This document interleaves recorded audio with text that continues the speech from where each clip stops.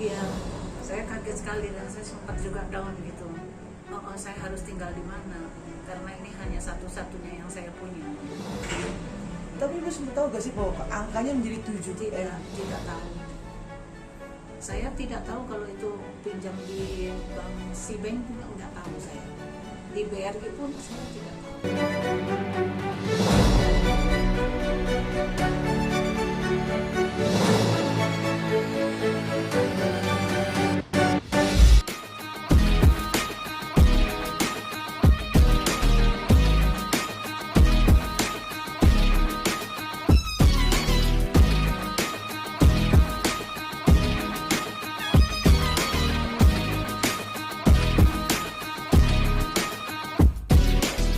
Bang Daniel dan Bang Kordi, ini sedikit informasi mendampingi kliennya dengan Ibu Haja siapa? Idawati Sophia.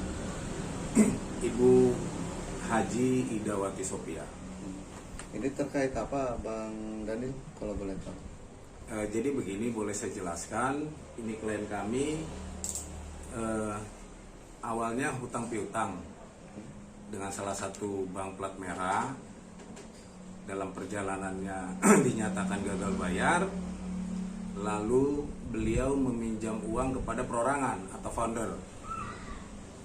Dalam perjalanannya ternyata secara diam-diam sertifikat yang dianggunkan kepada perorangan ini setelah ditebus dari bank plat merah ini sudah dibalik nama kepada seseorang berinisial HT. Nah, dalam perjalanannya mendapat sejumlah uang senilai 3,5 miliar, lalu ditop up ke salah satu bank swasta menjadi 7 miliar, dan sekarang posisinya sertifikat klien ini sudah berubah atau beralih nama kepada bank swasta tersebut. Itu kejadiannya mungkin tahun berapa? Boleh saya jelaskan, kejadian itu bermula di tahun 2014 sebenarnya. 2014 lalu menjadi beralih di tahun 2017 sampai sekarang. Oke, Bu Haji sendiri ketika itu mungkin sedikit flashback ya. Meminjam dana sebesar itu keperluan untuk apa? Ke plat merah itu saya pinjam waktu itu karena saya untuk membayar rumah sakit suami saya waktu itu di Rumah Sakit Islam Cempaka Putih, Pondok Gede, rumah sakit Haji Pondok Gede.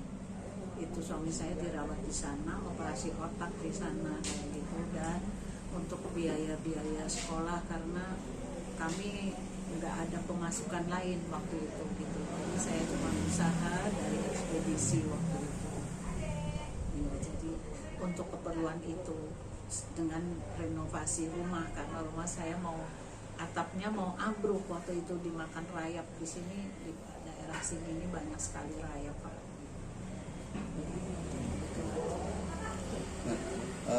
Bang Kordi sendiri ini mendampingi juga ya, artinya melihat kasus ini seperti apa sih? Karena informasinya kan sudah sampai pelaporan tadinya.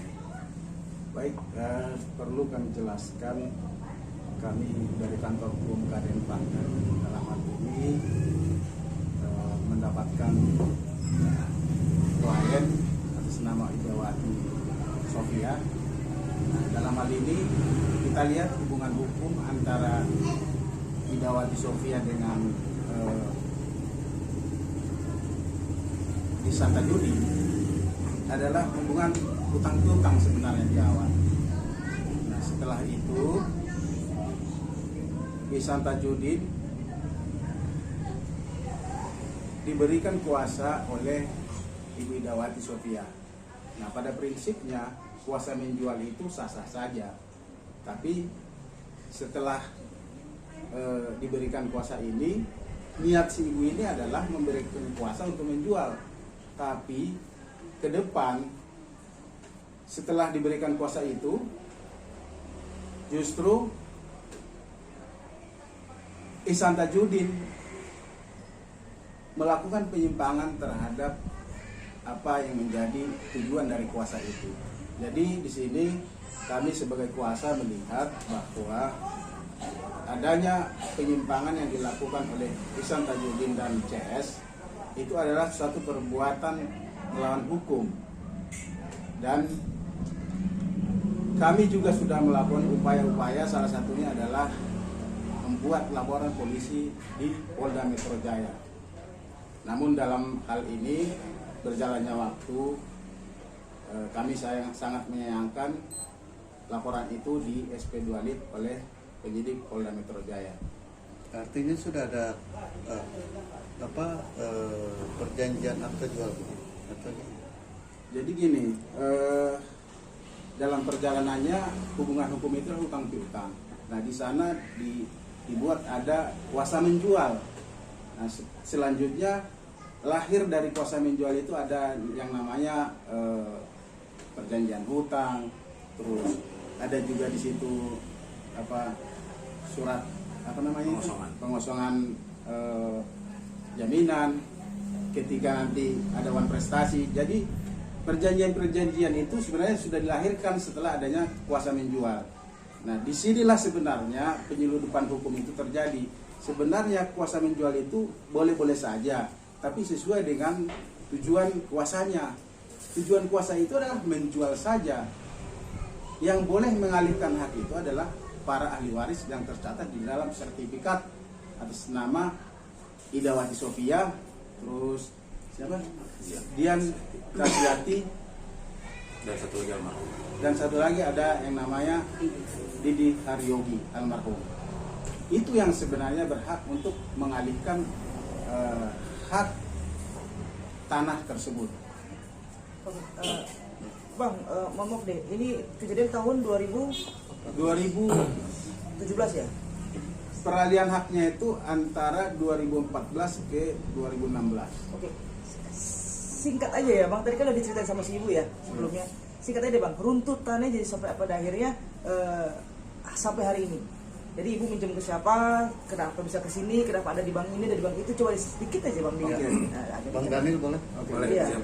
Jadi secara singkat ya, di tahun 2014 Ibu ini minjam uang di Bank Mandiri, dinyatakan gagal bayar.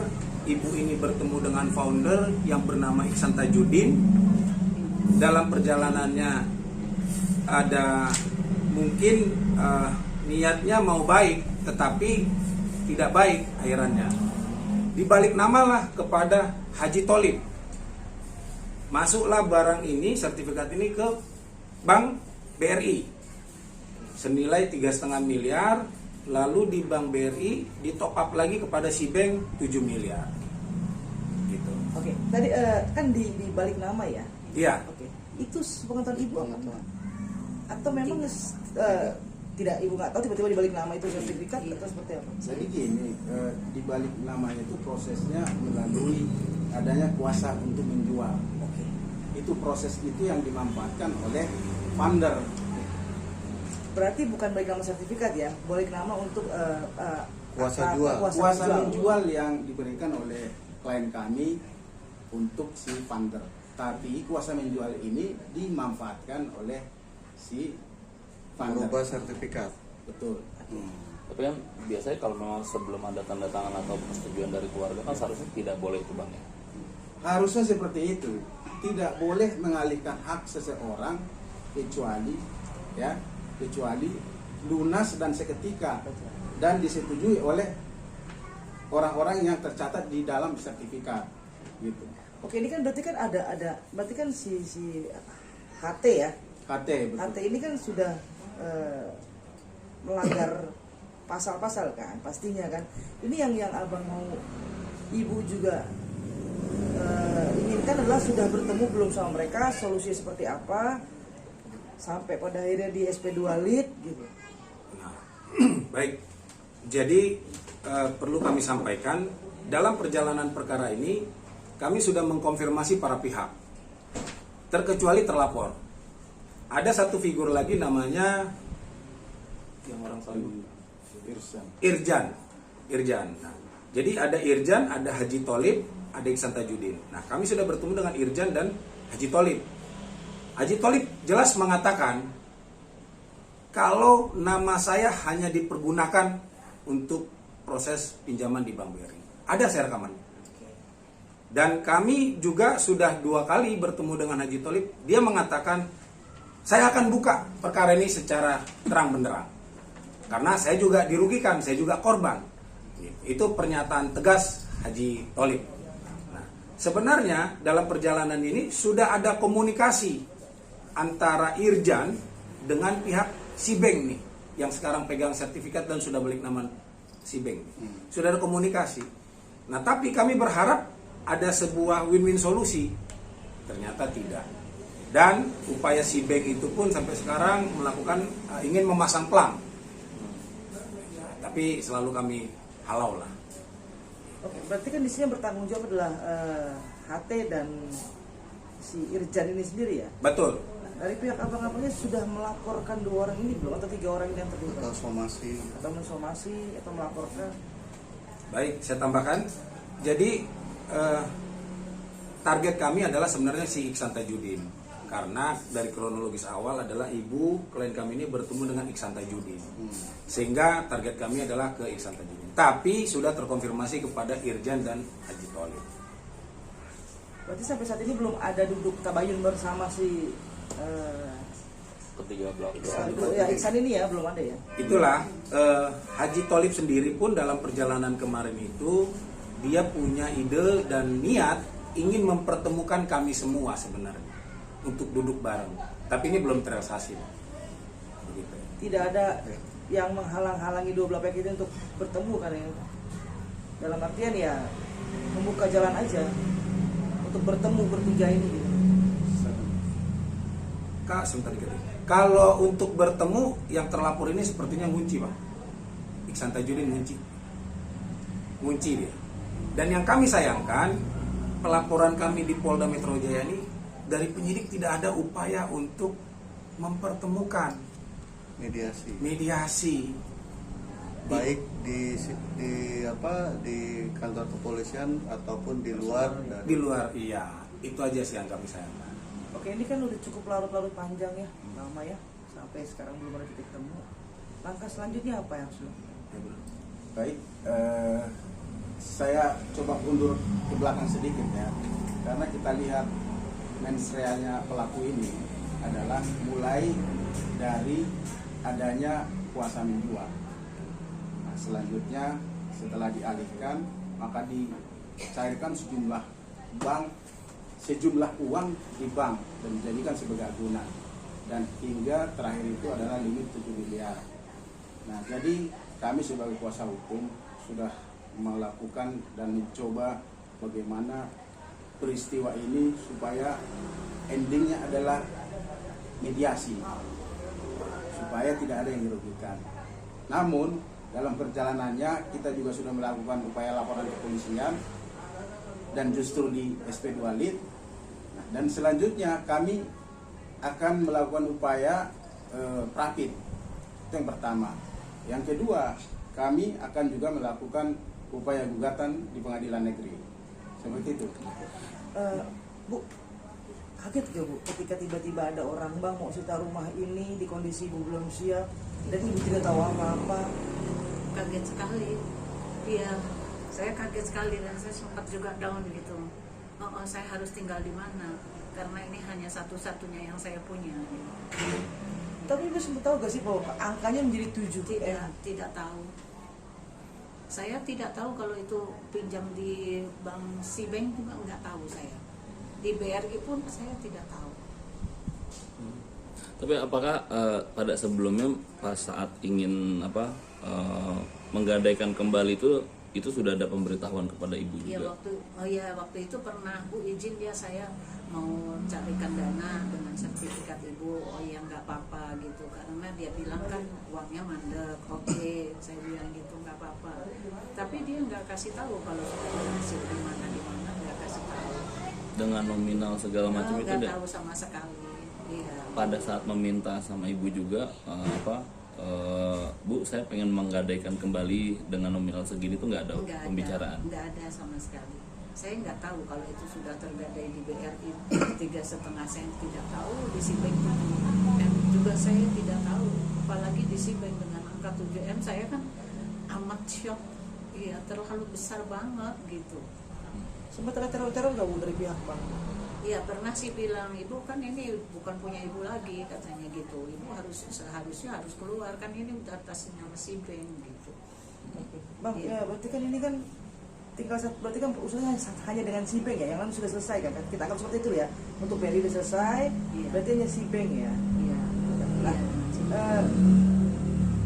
ada upaya nggak untuk ke bank itu sendiri? Jadi perlu saya tambahkan, sebenarnya kami sudah melakukan upaya komunikasi kepada Sibank. Pertama itu kita sudah bertemu dengan kuasa hukumnya, bagian legalnya, lalu kuasa hukumnya, lalu kami audiensi kepada bagian head collectionnya, itu namanya Ciman. VJ Ciman. Kami jelaskan di situ, dan mereka sebenarnya kaget juga ketika ada sebidang tanah seluas 110 meter di luar daripada 2 sertifikat ini. Itu. Jadi yang sertifikat yang tergadaikan ini sudah atas nama itu sebesar 739 meter ditambah 110 meter. Jadi volumenya tanah ini, aset ini adalah 849 meter. Nah, dalam perjalanannya kami juga sudah berkomunikasi dengan bagian aset bernama Mario. Tapi sepertinya mereka menutup diri dan mereka mengatakan sudah tidak ada lagi komunikasi. Kalau memang melakukan upaya, silakan lakukan upaya. Dan terakhir, yang bersangkutan juga mengantarkan plang. Tanah ini adalah aset milik Sibank. Itu barangnya ada di belakang. Tapi klien kami menghalau untuk tidak dipasang karena ini sedang dalam proses upaya hukum. Demikian. Ibu sebagai istri mantan gubernur Sumatera Tengah ya? Anak. Anak. Iya. Ya, gimana melihatnya Bu, dengan kondisi begini? Apakah mau minta bantuan juga terhadap pemerintah? Ya, kalau saya dibantu ya alhamdulillah, kayak gitu. Saya mau yang yang seadil-adilnya saja, seperti itu. Saya tidak berlebih, saya minta seadil-adilnya aja. Masa iya sekarang sertifikat saya dengan saya pinjaman 1,750 saya harus melepaskan ini, dan saya tidak punya harta yang lain, hanya ini satu-satunya. Jadi saya keadilan lah, seperti itu yang saya harapkan.